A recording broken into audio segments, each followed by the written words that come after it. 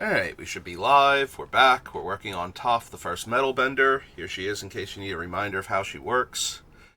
And we are at 100 spells exactly, which means if I didn't want to run any land, Toph would be done right now.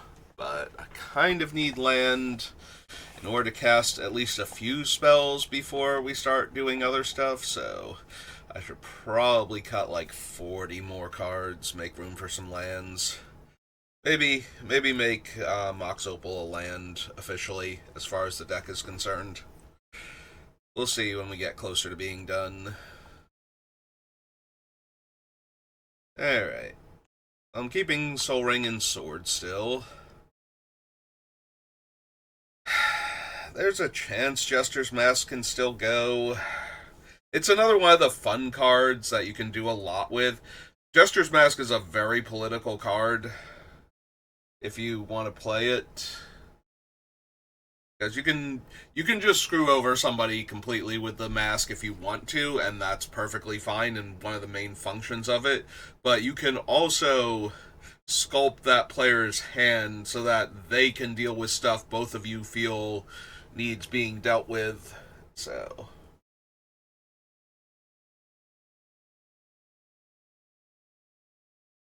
yeah, Jester's Mask. Do want to keep it, but I can see it not making it all the way through. The biggest thing about Toph is that she actually plays much better as a landfall deck than the recurring artifacts deck, with a side helping of my stuff doesn't get killed by my own board wipes because it technically counts as a land now. So there's a lot of that going on in Toph, and I can cut a bunch of things because of it. That might be a function of Brawl, though, where she functions a lot better trying to do that than trying to grind value forever with constantly recurring artifacts. But she can still do the constantly recurring artifacts bit, so I would like for her to have some really strong artifacts to do that with. One of the things that I don't have on the list that I keep thinking about is whatever its name is, Portal to Phyrexia, the one from Brothers War, the 9-drop. But first, I want to actually get her to the point where the deck is functional. Also, I have no 8-drop artifacts in the deck, and I don't want to add any of them that I can think of. So that would mean that Fiddlebender can't chain up to Portal to Phyrexia and then start getting back all of the things you sacrificed along the way if they were creatures. I also don't have a way to tutor it to the graveyard directly for Goblin Welder, so. And that requires adding a bunch of other cards to allow for that, so it might not even bother, like, I might not bother adding it to the deck when all is said and done.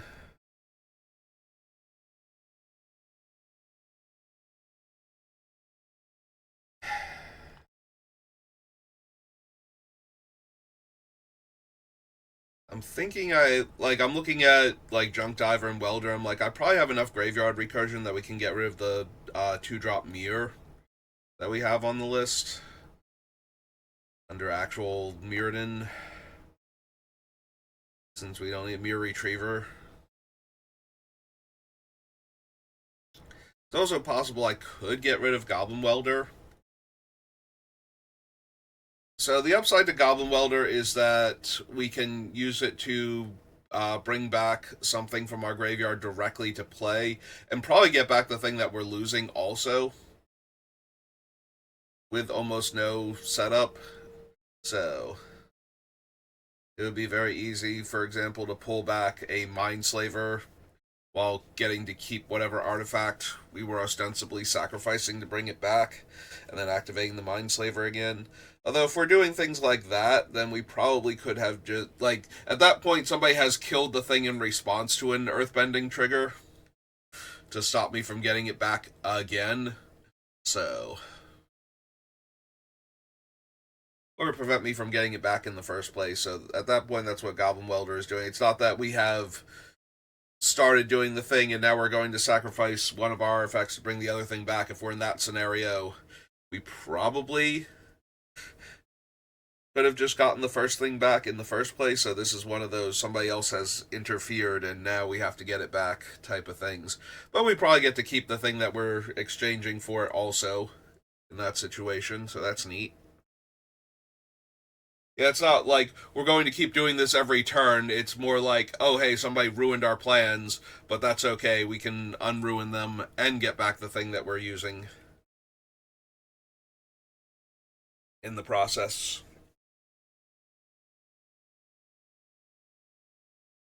Alright.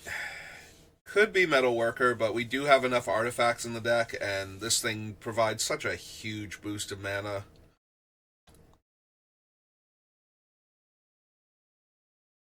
Aura Shards, Ladmary's Call.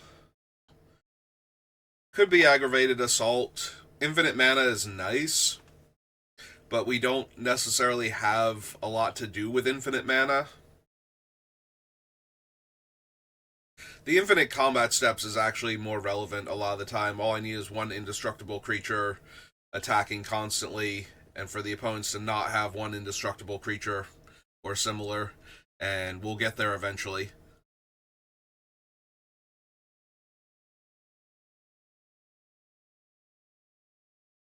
So, I guess we keep Aggravated Assault for right now. It's not a huge part of the deck, though. Like, I can lose it, and it would be fine. It's possible I lose Greaves. Greaves is in here right now almost exclusively to protect Toph. Like, there's not a whole lot else going on in the deck that I need to, like, Lightning Greaves something. Like, the next most important thing is probably the Goblin Welder. So that way it can, start exchanging immediately. But most of my stuff is not tap activated abilities, and a lot of the things I'm going to be beating down with would have haste anyway. So the main thing here is protecting Toph from targeted effects. And maybe I just don't have room for it then. Yeah. We definitely get rid of Mirror Retriever because I have enough other ways to buy back my dead stuff, so. Get rid of the Mirror Retriever, get rid of Lightning Greaves, I think. Kind of sadly, but.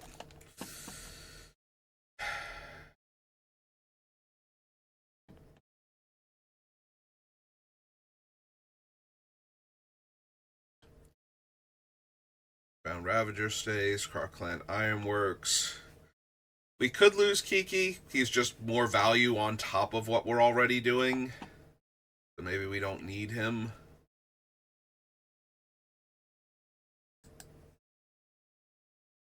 And we have a bunch of, we want to be heavier green because a lot of our ramp spells and fixing is green.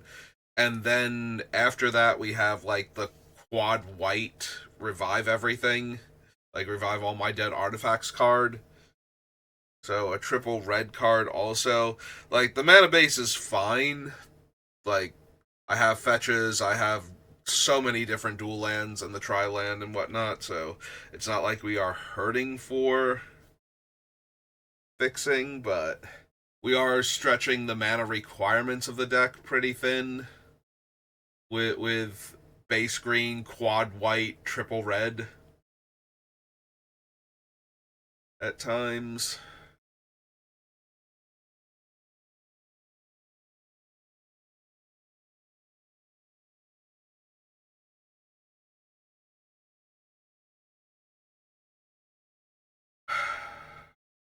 The main question though is, do I need him? Like the mana will work out often enough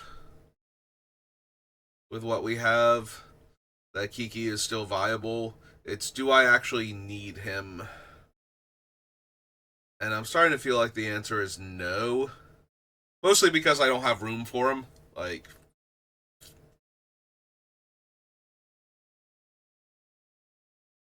he also doesn't help with certain things. Like, any artifact he copies is not also going to be a land for the landfall triggers, for example, just because it can't be with how the deck works. So, So yes, I will get the comes into play ability, so I'll be able to, exile a thing with a duplicant or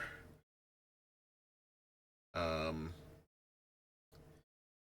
have animated a Mindslaver and therefore make a token copy of it that I can sacrifice. Maybe take control of two different players' turns in the same cycle. Or three for that matter. If I copy the Mindslaver, sack the original Mindslaver, this is like 12 mana, and the Mindslaver had to already be in play for this, but like sack the Mindslaver, it comes back. Although I think we cut Amulet of Vigor, so it's not coming back untapped. So yeah, never mind. We can't do three players in one turn cycle. Could still do two, but Alright, I think we can lose Kiki. I think he's good value in the deck. I'm wondering if I can actually lose Mirror Works for the same reason.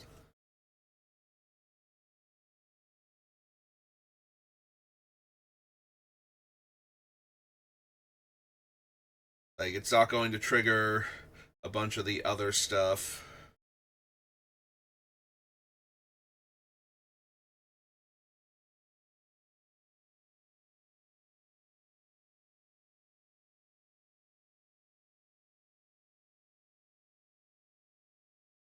Do we still need Green Sun Zenith?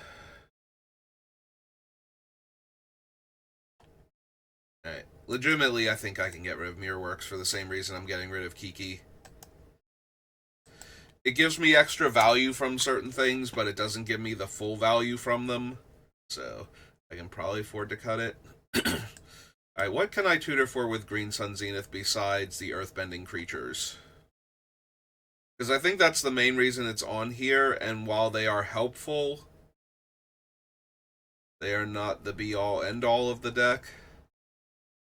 It can also let me tutor for the... That's true, it lets me tutor for the landfall creatures. There are a lot of different landfall creatures I can get with Green Suns, never mind. Green Sun Zenith gets to stay for that. Like, it gets Lotus Cobra, Nisa, Bristly Bill, Scythe Cat Cub, and then it also gets all of the Earthbenders on top of that to speed up the process, especially if I have ways to blink them. So, yeah, I think we keep Green Sun Zenith.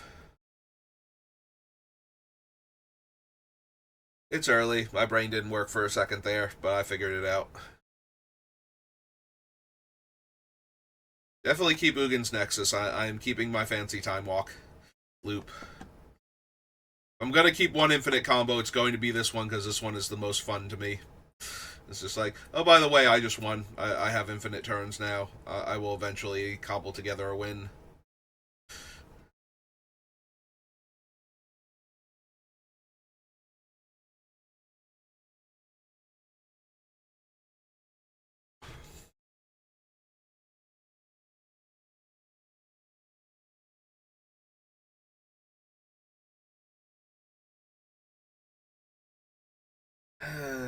I do like Tomic in this deck.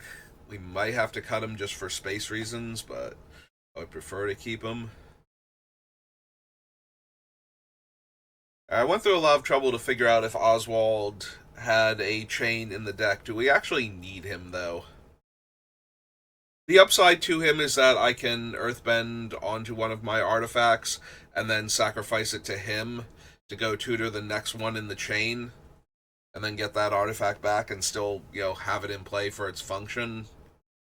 And then probably Earthbend onto the thing that I just got, ideally, both because it was worth tutoring for and because now later on I can sack it off to go get the next card in the chain. If it doesn't die before then.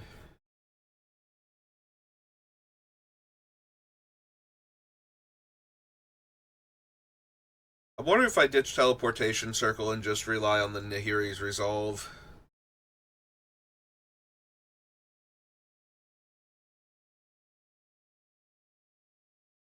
Probably not. Teleportation Circle can also blink artifacts, so even if I don't blink an Earthbender, even if I don't blink the Earthbender to get like more earthbending effects onto my artifacts, I could still just blink the value artifact in the first place to get its effect again.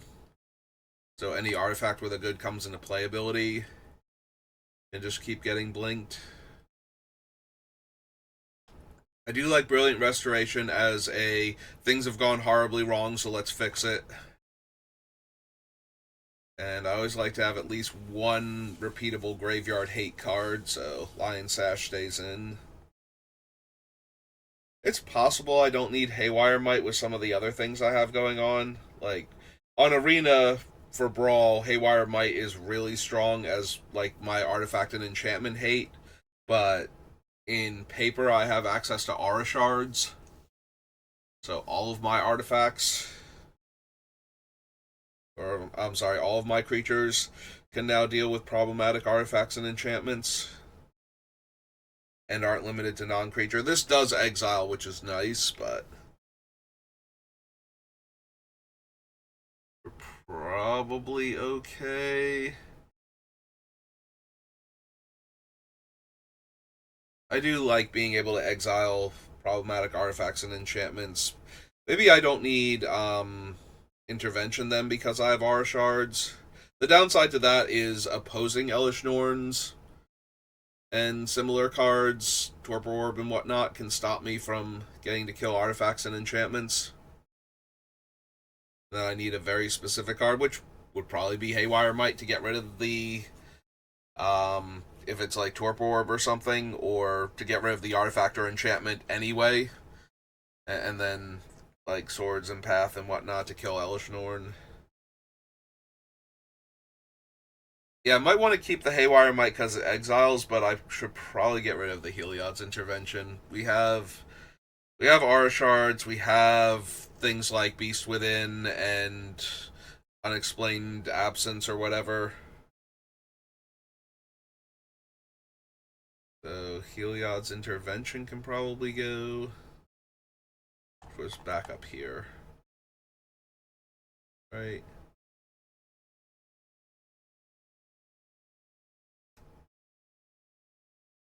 Oh, did I already cut Intervention?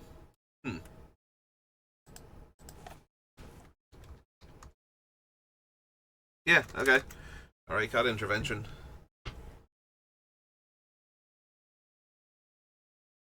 What did it... Oh, because that was the last time I interacted with the thing. I haven't cut anything since then. Alright, so I already cut Intervention. I might need to check all of my artifact and enchantment removal and see what I've got going on, but I want to keep the resolve. I'm definitely running Nisa, want Gandalf, want the One Ring.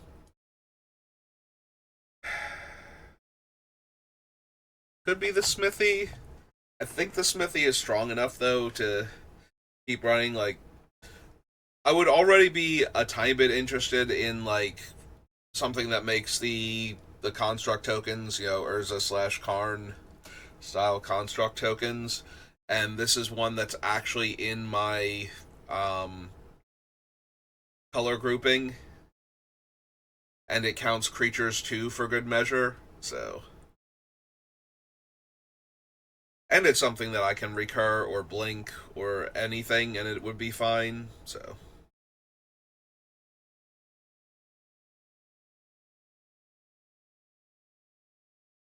Sleep Bill, Ugin. There's a part of me yesterday that was thinking I could cut Chocobo Racetrack.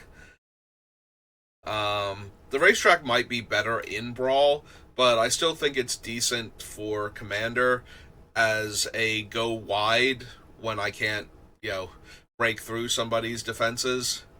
Because Landfall Make a Bird that buffs when you landfall means that not only can I make a swarm of Chocobos, but because I can make a swarm, I can also make that swarm very deadly. Like, to the point where one Chocobo getting through might actually kill you. So.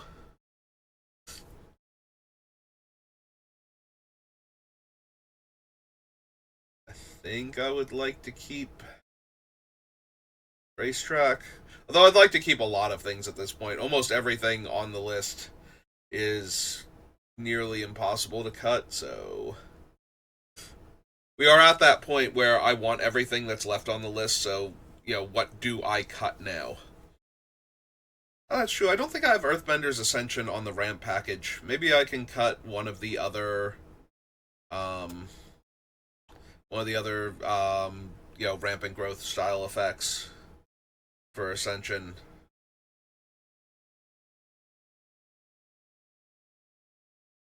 Like, it's in here to, did I remember to put, maybe I did remember to put it on there and it is counting towards the thing. I need to double check that now. It's been a while since I've looked at that sub list. That's the only sub list I bothered to make, and we're already down below 100 cards, so we're actually doing really well. Or maybe I'm just getting better at this.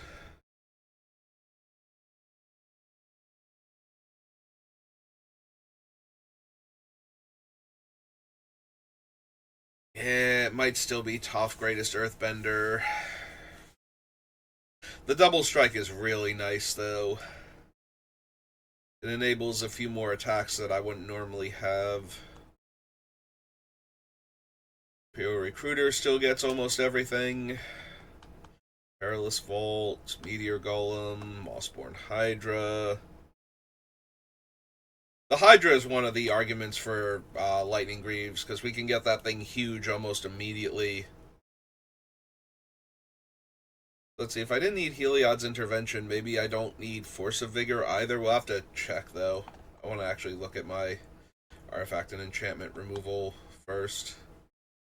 We want Tireless Provisioner.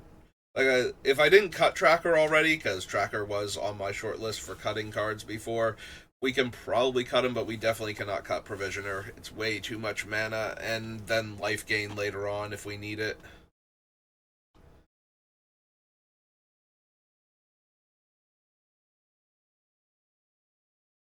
Patient is fine. It's possible we don't need Teferi's Protection and Flawless Maneuver and Heroic Intervention. Like, we might have a few too many of those type of effects.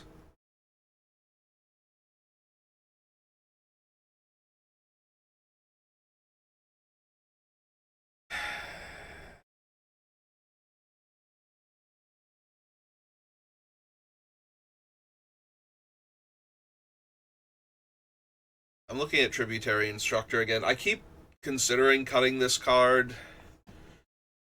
I think that I'm finally going to. It's fine in the deck. I can absolutely run it, and it would be fine, but I need cuts, and I think it's one of the lower impact ones.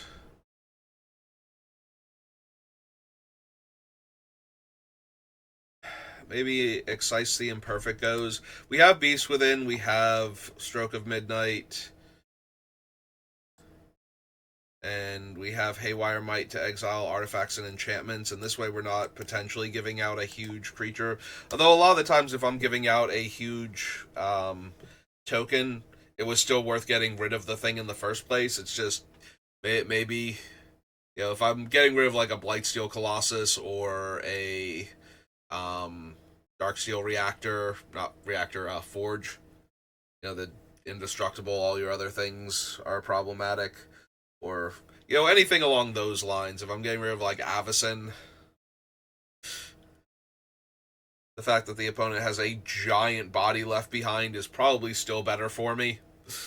A giant non-flying, non-trampling body without infect or indestructible. But there will be times where it's like, okay, I got rid of your thing, but I'm still going to die because it's still a giant body afterwards. That's true. We also have Canoptic Tomb Sentinel. I need to go over like all of my removal and see what I can kill with what, and then figure it out from there.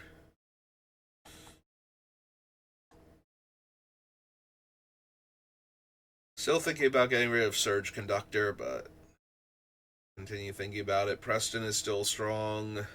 And another exile effect too. Yeah, I gotta go over all my exile effects and see what I can afford to get rid of. Oh right, I did two. Not one, I did do two.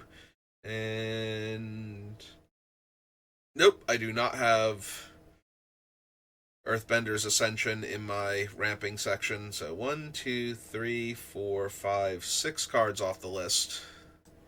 Brings us down to 94.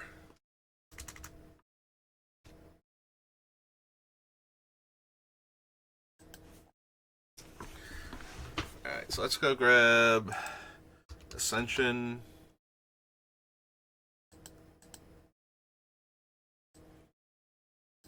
And put it on that list, and then take a look at it, see if I can cut like one of the other cards.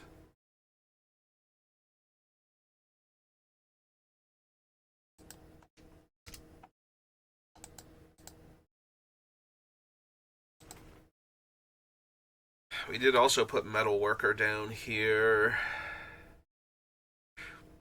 which makes me, it's like 12 ramping cards now, and it's like, how much room do I actually have for ramp in this deck?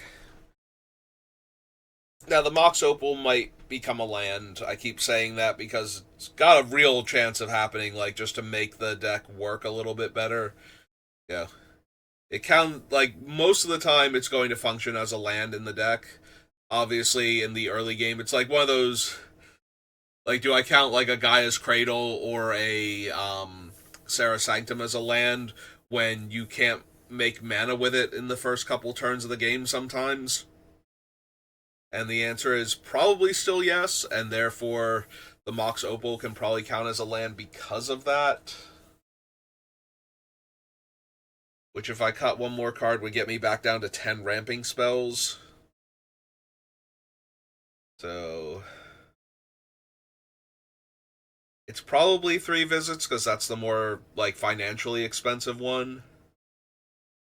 I don't want to cut Torque because it has other utility. I don't want to cut Chromatic Lantern because it has other utility. So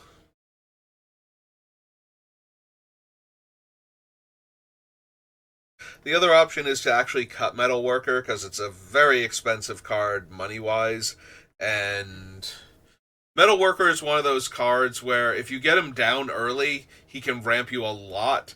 Mid to late game, though, sometimes he just doesn't have the artifacts in hand to matter that much. Now, granted, you only need 2 for him to be a huge problem. Like, 1 is still strong, 1 is still a Soul Ring on legs for 3 mana. So, essentially, the Palladium Mirror at that point, like 1 less power for the other potential upside. Once you have, like, 2 artifacts, though, that's a huge mana bump.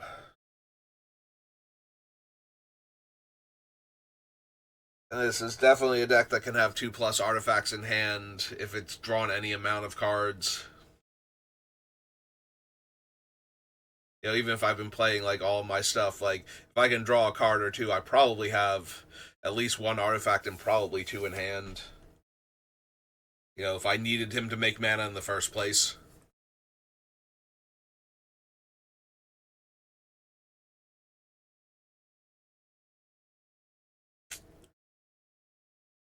I can still see cutting him though.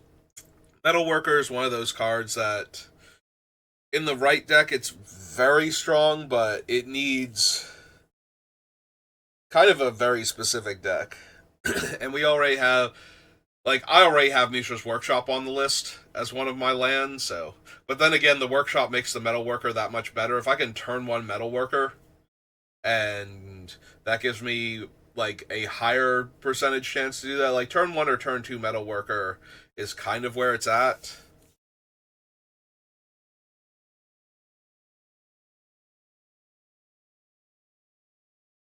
So maybe I still just cut 3 visits.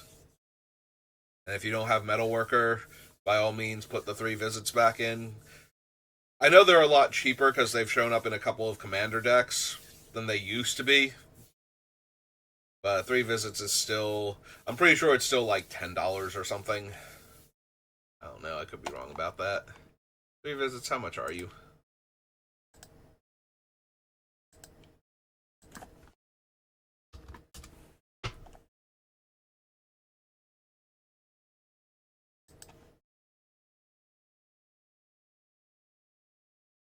That's not bad. There's like a $6 one.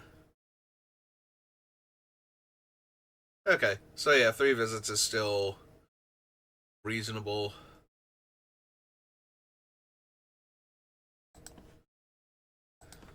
As far as, like, not financially devastating to acquire. Alright, so I think we lose 3 visits then. Nature's Lore isn't secretly the more expensive one now, is it?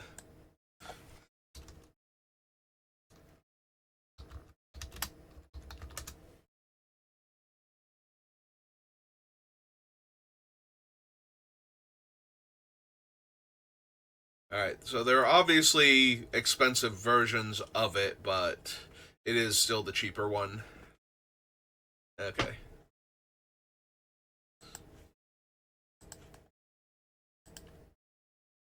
Alright, so we lose the 3 visits.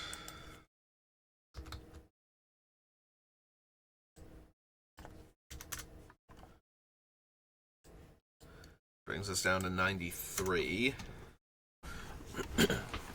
Alright, let's look at my removal package. Clear that off, grab swords.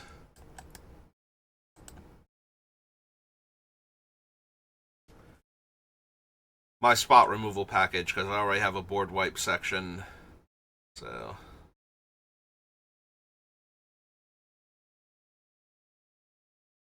While Smokestack is removal, the opponents have a lot of control over what it's removing. Even if they are being frustrated by having to remove something every turn, so. I think that one doesn't go on this list.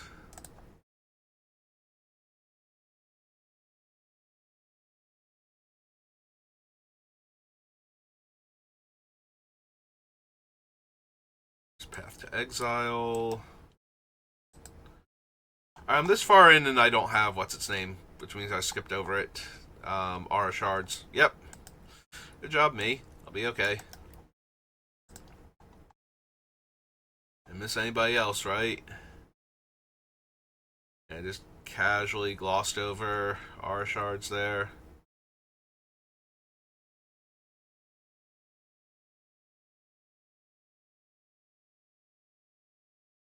At least I noticed it before we got to the end.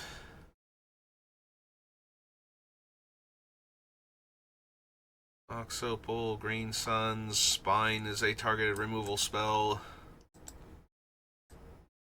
East Within.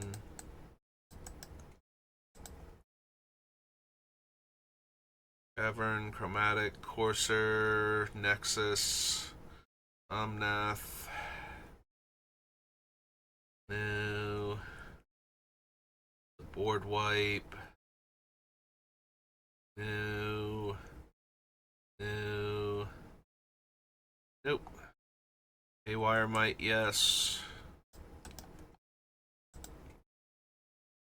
Mightstone and Weakstone definitely can be, and is on the list because it can be.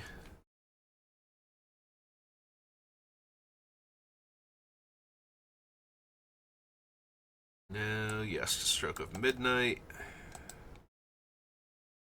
No. No. Ugin definitely is. Just casting him gets rid of one thing, and then he can remove other things afterwards, too.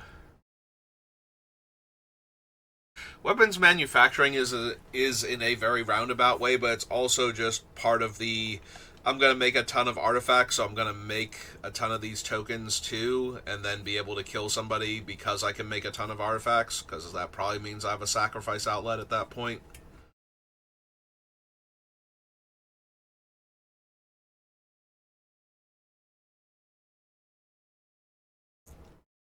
Alright, none of these are actually removal. Hero Recruiter, Perilous Vault, Meteor Golem, yes. Hydra, no. Vigor, yes. Oops.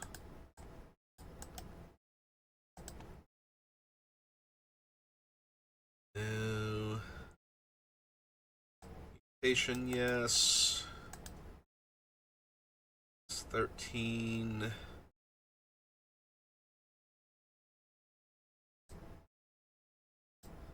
Absence, yes. Tomb Sentinel, yes. Preston can be, but he's very, very slow.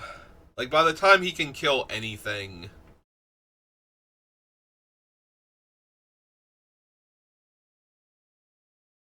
Yeah, Preston's in here more for the benefit of copying my things coming back in. Which might make him in the same vein as Kiki and Mirrorworks. Hmm. Yeah, I wonder if I wouldn't have wanted Mirrorworks more than Preston, which at that point means that Preston can probably go. If anything, I would put Mirrorworks back in before leaving Preston on the list.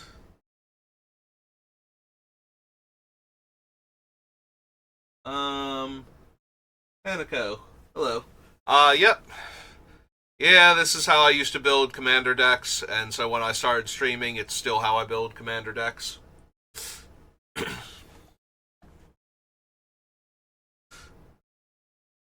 So, I do think we cut Preston, but first things first, let's make sure I have all my stuff. Okay, I seem to have all my stuff. Alright. So, this is all of our spot removal.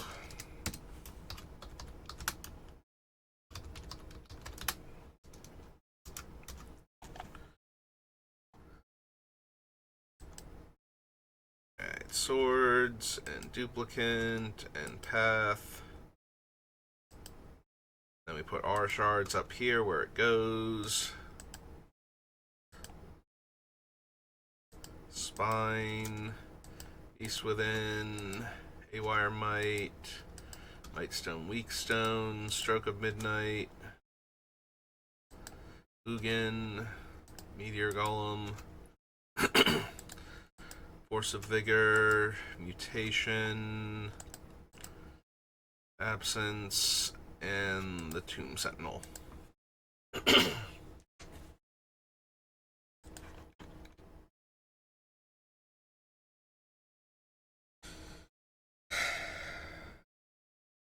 Yeah, we might not actually need Haywire Might.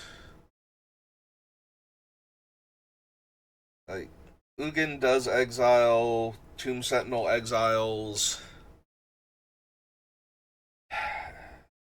Force of Vigor can get rid of two things, and I can cast it for free, which was the argument for keeping it over Heliod's intervention, now that I'm thinking about it, so...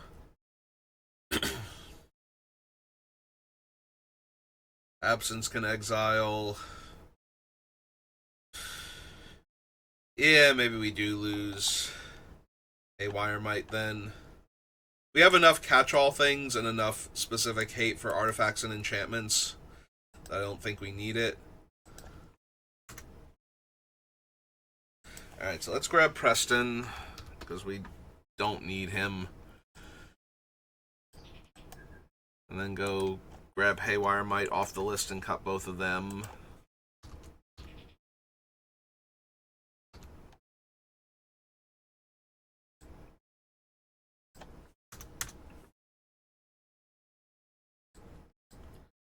Alright, that brings us down to 91. We still have plenty of time. I might actually get more than 10 cuts in an hour.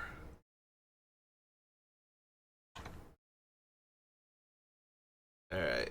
Let's go double check the removal. So what spot removal do we have? We have 1, 2, 3, 4, 5, 6, 7, 8, 9, 10, 11, 12, 13, 14. I probably don't have room for all of this still.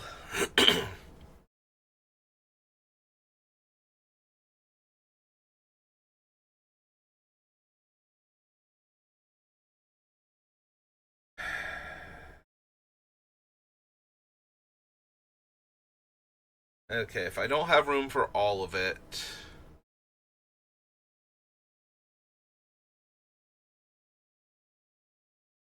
It might be Beast Within.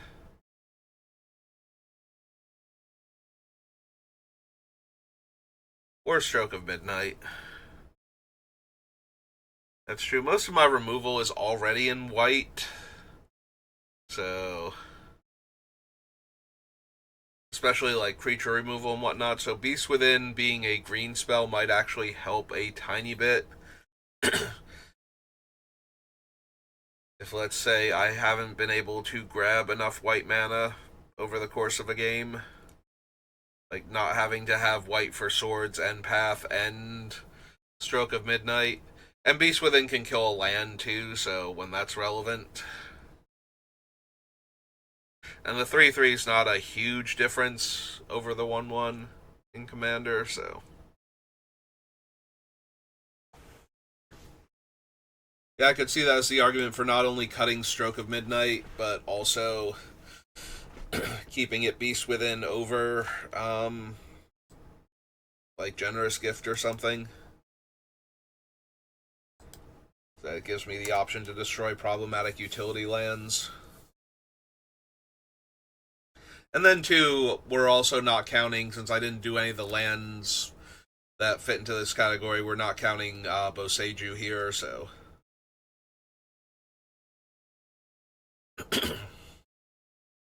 That also would work. So yeah, we can probably lose Stroke of Midnight then. Can I lose anything else?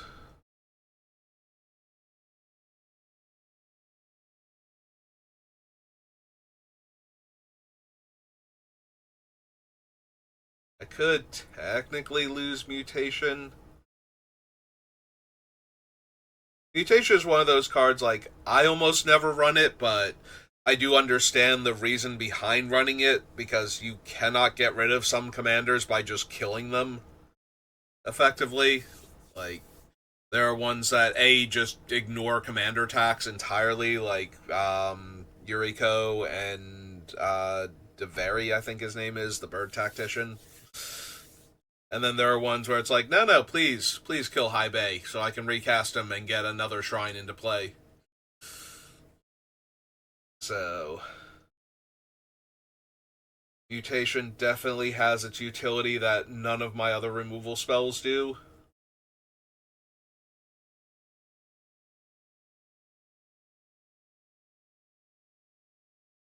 But I also feel like I wind up cutting it just because it's like, okay, yes, the commander is still going to be a problem, but I do have ways around that.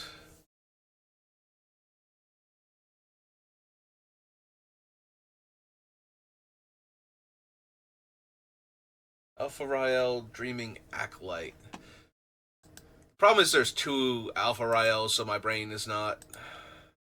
Let's see, Dreaming. There he is. Alright, enters, draw 2 cards and discard 2 cards unless you discard an artifact. During your turn, Alpha Rael has Death Touch.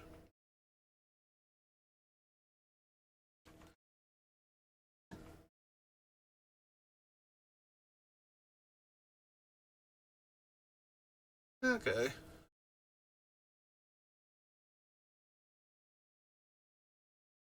Nah, I can see that. I have definitely built around commanders where I just kind of like them. I have one where I built around the copying activate abilities from Thunder Junction, and I actually built her as a budget commander also, just because she was already an uncommon, so I figured I would try that.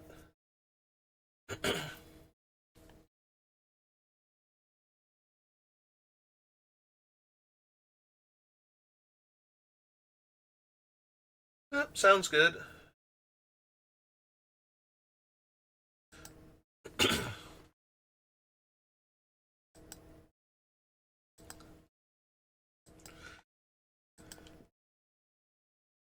Alright, so we get rid of Stroke. Feel like I want to cut one more, just so that way we have more room to work with.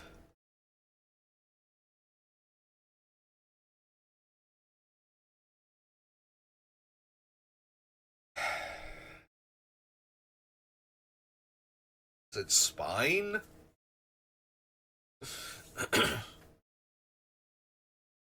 Spine deals with, like, basically every problematic permanent, and it can come back naturally if it dies, which means I can just sacrifice it, so I'm disinclined to do that.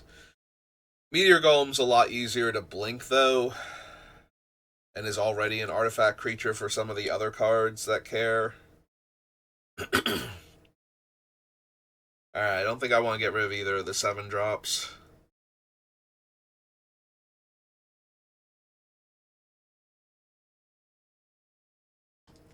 Maybe it's duplicate at that point, like... I already exile creatures fairly easily. Forget how many other 6-drops I have for Fiddlebender. Alright, let's get rid of Stroke and check that, because I want to see if we cut off Fiddlebender from being able to get Meteor Golem and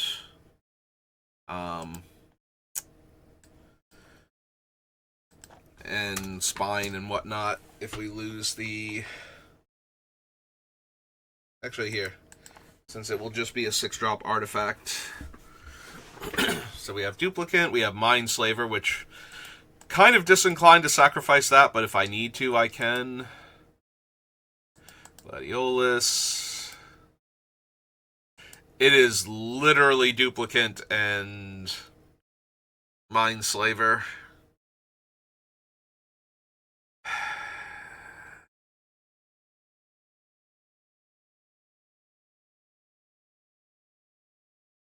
Also, we're losing the 6 to sacrifice a 5 to go get.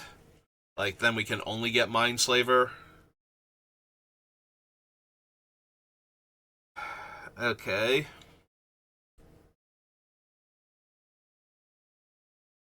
So that moves the question more, do I want to cut Oswald? If I'm going to do that.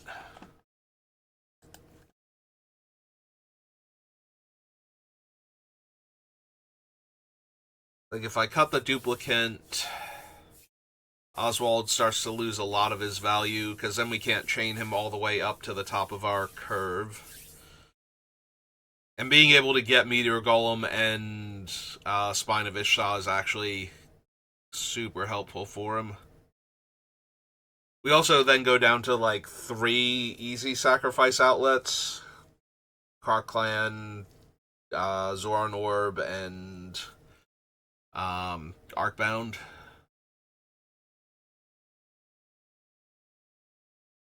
We do also have the Goblin Welder for getting things into and out of play. So, losing Oswald is not the end of the world.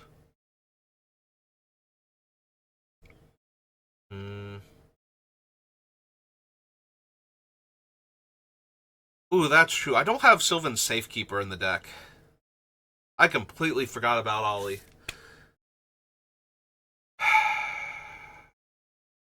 Okay, so if I cut Duplicate and I cut Oswald, I might want to put Ollie Raid in. Just because that is another way to sacrifice my lands, both to protect Toph, which would make up for losing the Lightning Greaves, and give me another sacrifice outlet to trigger all of my stuff. Yeah, I can't believe I forgot him. What else was going on in Judgment that I glossed over him and did not add him to the list?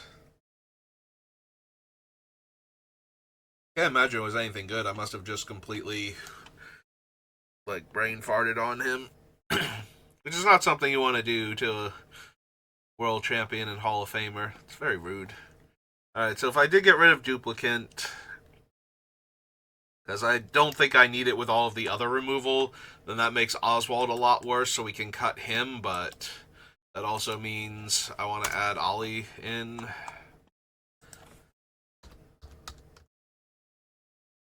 Alright, so we get rid of Fiddlebender, but we just delete him entirely. Duplicate goes. Judgment. I don't know, maybe it was Croson Verge that distracted me. I doubt it, though.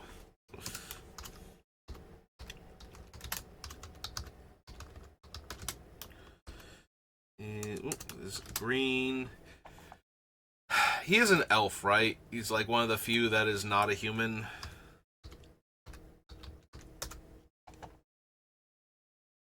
Oh, they're gonna have the newer artwork. I'm not even gonna recognize him. Danger. Yeah, there he is. Okay. I know he is a human wizard. Okay.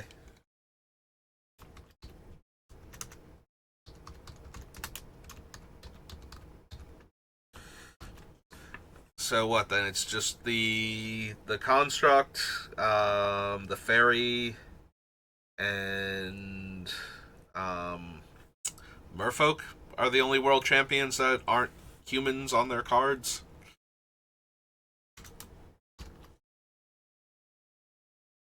Sad Robot, Fairy Mastermind, and the Merfolk Jester's Cap variant. Not Safe Keeler, Safe Keeper. But yeah, I do think we actually want Ollie in the deck, so. Alright, that does get us down to 89, though, by getting rid of Duplicant.